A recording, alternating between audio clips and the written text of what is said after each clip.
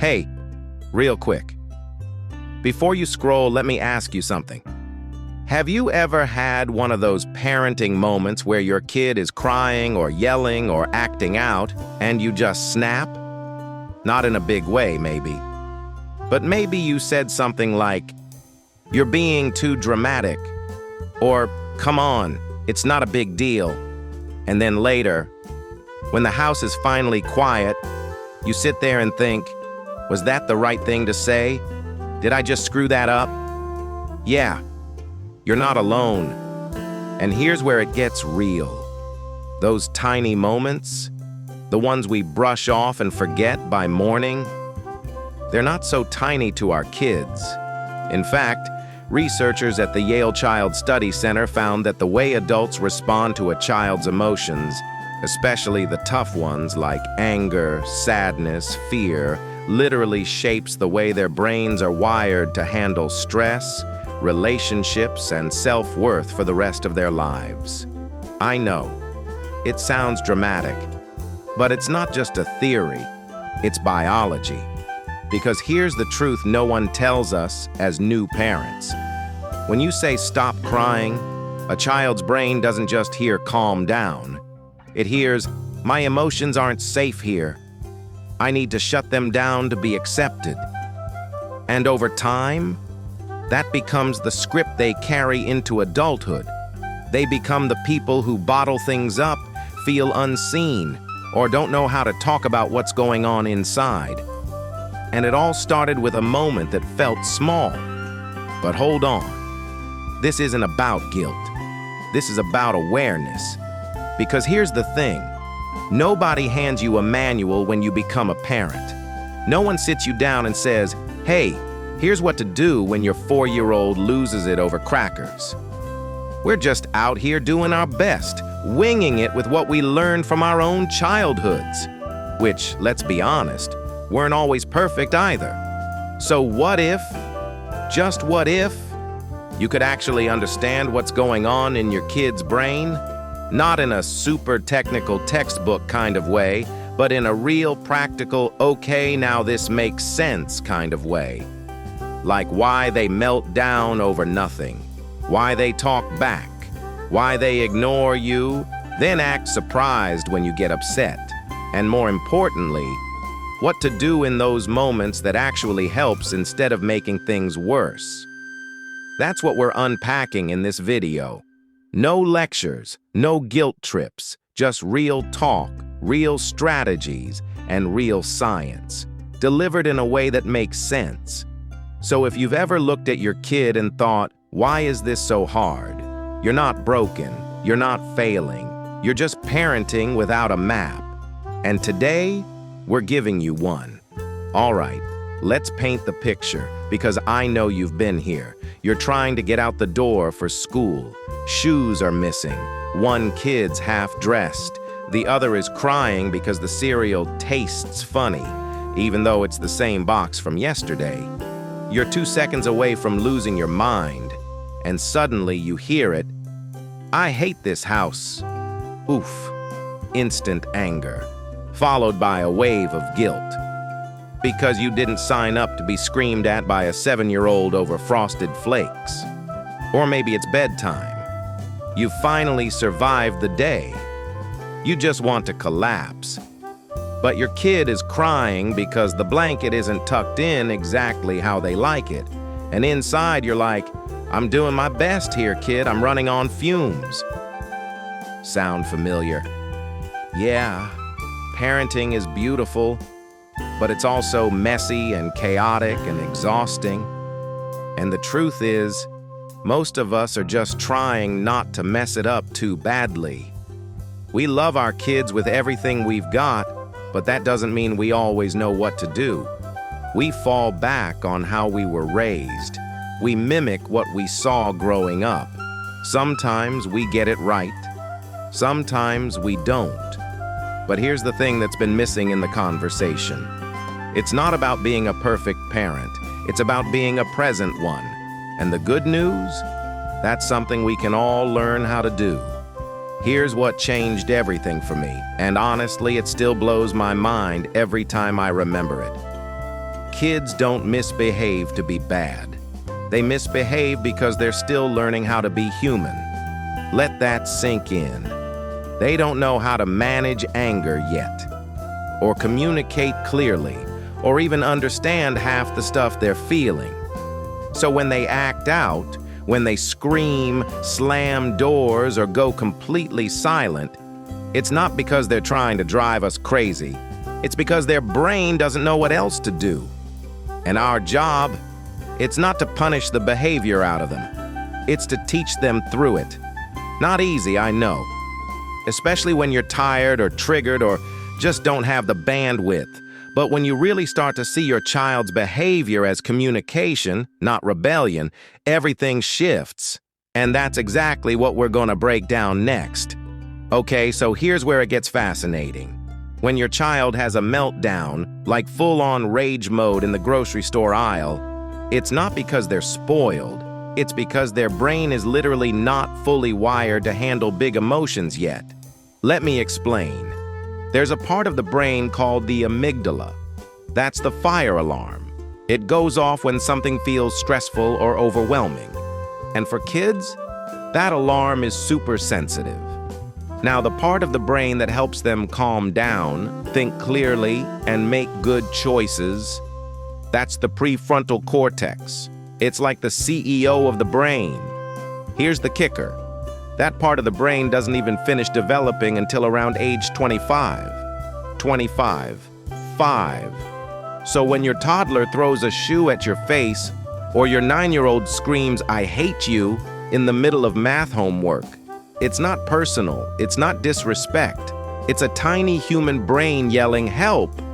I don't know what to do with these feelings."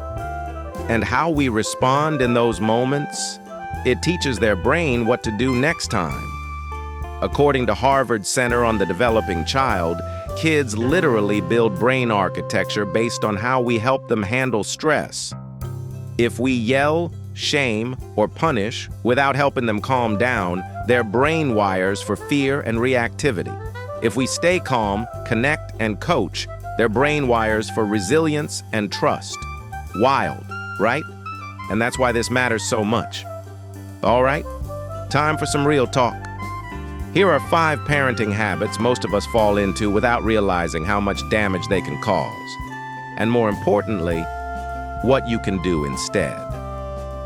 Mistake number 1, saying you're okay when they're clearly not. Let's say your child falls and starts crying.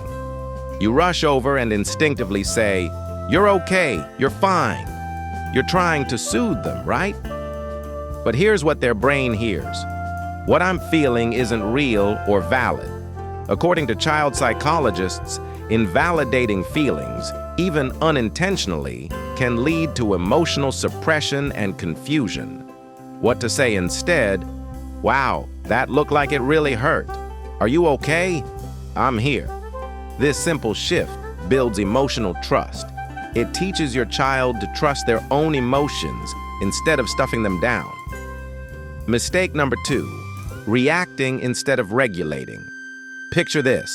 Your child screams, "I hate you." You're already stressed and boom, you snap. "Don't you dare talk to me like that." Totally human, totally common. But now you've just escalated the chaos. What's happening? Your child is in a dysregulated state. They need your calm, not your chaos. If you meet fire with fire, they learn to fear emotions instead of manage them. What to do instead? Take a breath. Say, "I can see you're really upset. Let's take a second and talk when we're both calm." That pause is powerful. It models self-regulation, one of the most important life skills a child can develop. Mistake number 3, using threats to control behavior. You've said it, I've said it. "If you don't clean this up, no screen time for a week." And guess what? It might work in the moment, but here's the problem. It's fear-based.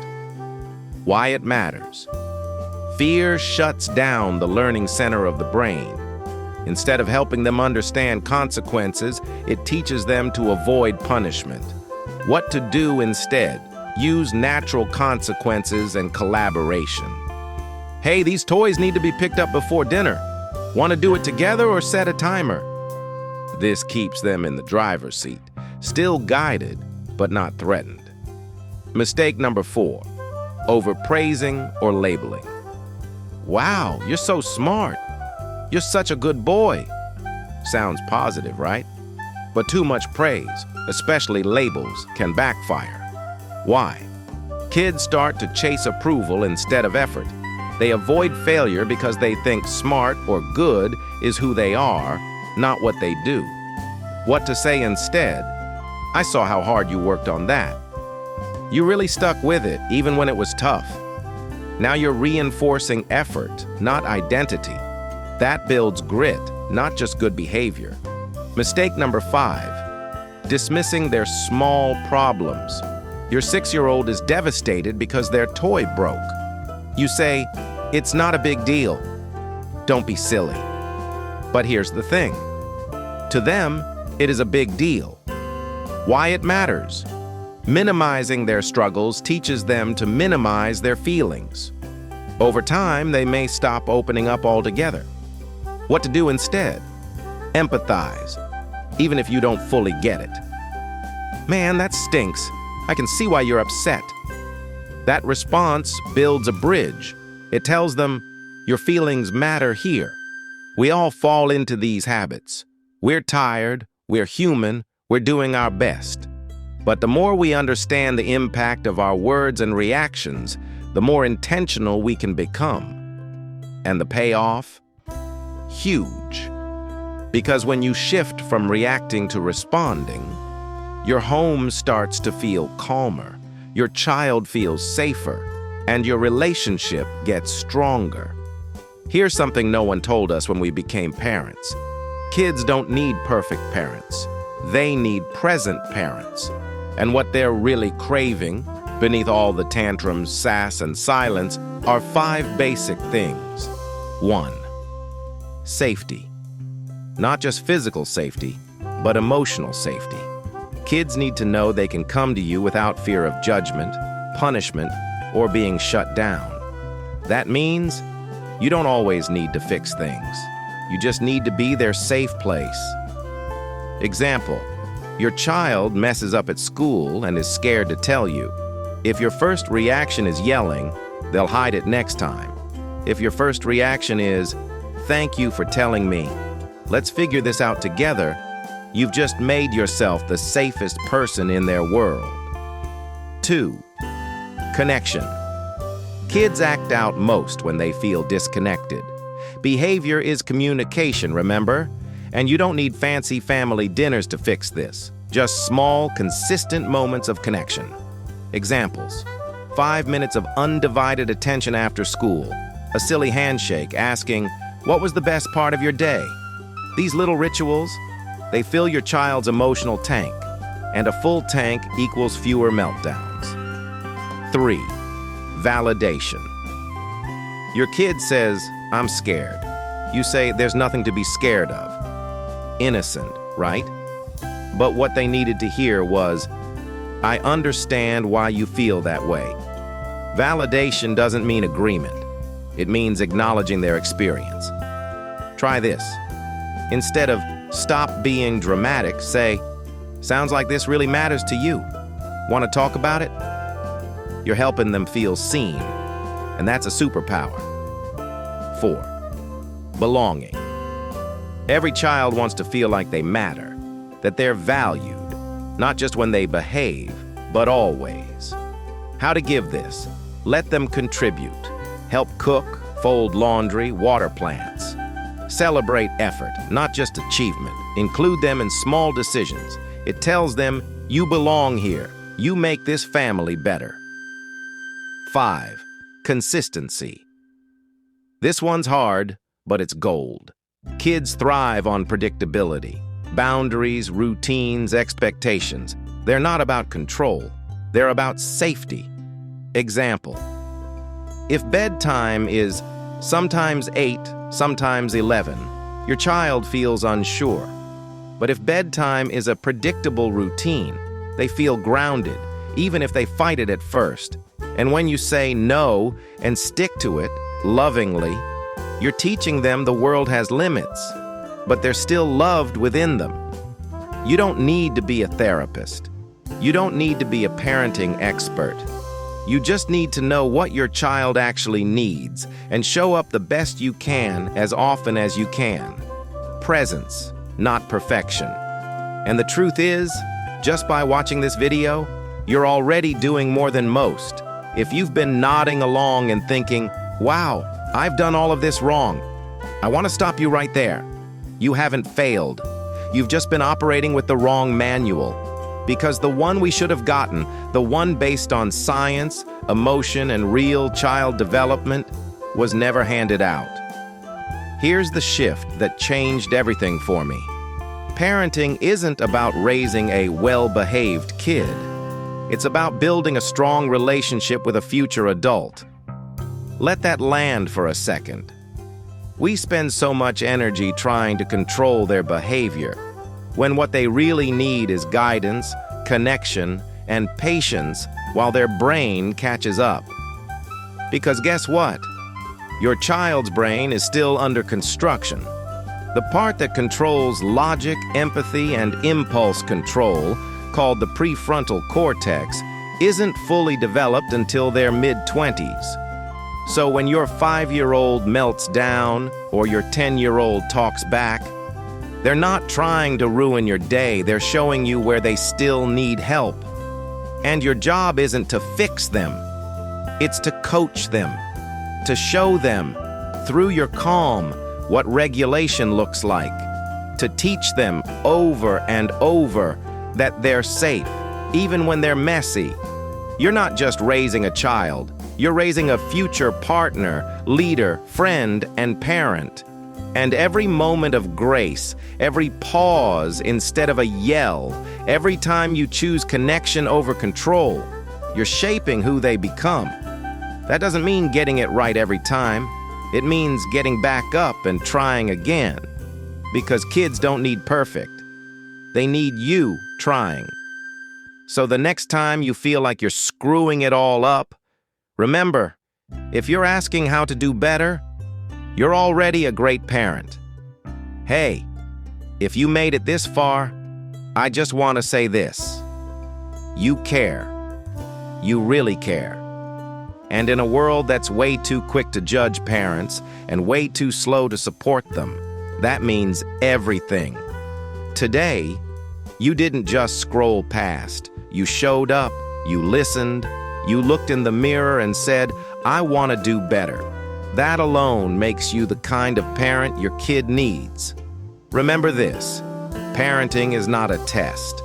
It's not a pass or fail. It's a relationship. A messy, beautiful, evolving relationship. You're going to mess up. You're going to lose it. But you can always come back. Always reconnect. Always try again.